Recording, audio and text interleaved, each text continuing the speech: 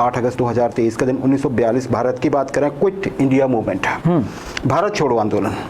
और ये भारतीय स्वतंत्रता आंदोलन के इतिहास में एक बड़ा, एक आप ये कहिएगा कि बड़ा चैप्टर है। राजेश, आज के दिन हुआ क्या था, कांग्रेस का, ऑल इंडिया कांग्रेस का मुंबई अधिवेशन जो था, वहाँ पे इस संबंध में एक प्रस्ताव पारित किया गया था कि ऐसा किया जाएगा। फिर शुरू भी हुआ, रुक गया था, वर्ल्ड वॉर सेकंड आ गया था, अंग्रेजों ने बोला मदद कीजिए ना, फिर हम चले गए थे मदद। चलिए 1975 एक, राजेश, अभी भी एक जो एक जर्नल है, साइंस जर्नल, जिसका नाम ही साइंस है, ये विज्ञान पत्रिका है जी, पूरी दुनिया में इसकी बहुत बड़ी रेपुटेशन है जी।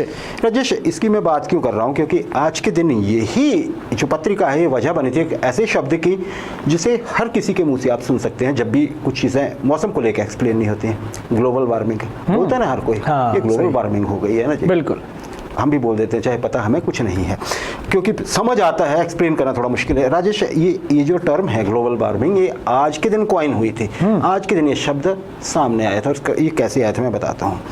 ग्लोबल वार्मिंग शब्द छपा था आज के दिन विश्व प्रसिद्ध पत्रिका साइंस में जी। एक शोध था राजेश, एक रिसर्च पेपर था, किसका था, वॉलेस स्मिथ ब्रोकर साहब का।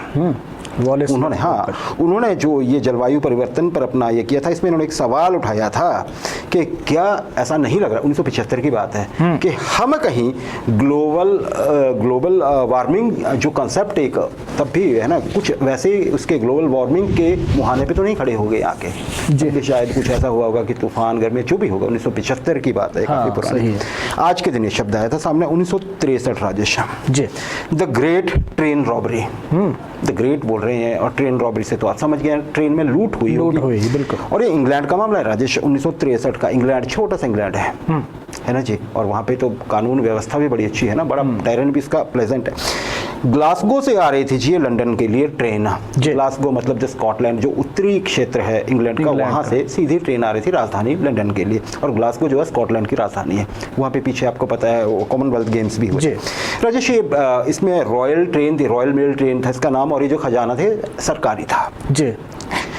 इसमें क्या होता है जी कि एक छोटे पुल के ऊपर से, ये लंदन के जब उत्तरी सिरे पे लगभग पहुंचने ही वाली थी, वहाँ पे क्या होता है कि ट्रेन को दिखता है एक सिग्नल, रेड सिग्नल, रुक जाओ।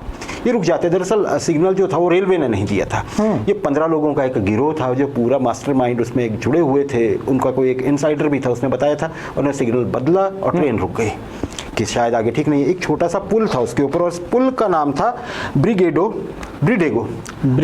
ब्रिज। हाँ जी, ब्रिडेगो ब्रिज। अब तो इसको है ना जी, इसे रेलवे लूट के नाम से भी इसमें जोड़ा जाता है इसे। राजेश, आर्म्ड थे सभी, सारे हथियारबंद थे सारे, 15 के 15 लोग ये ट्रेन को घेर लेते हैं।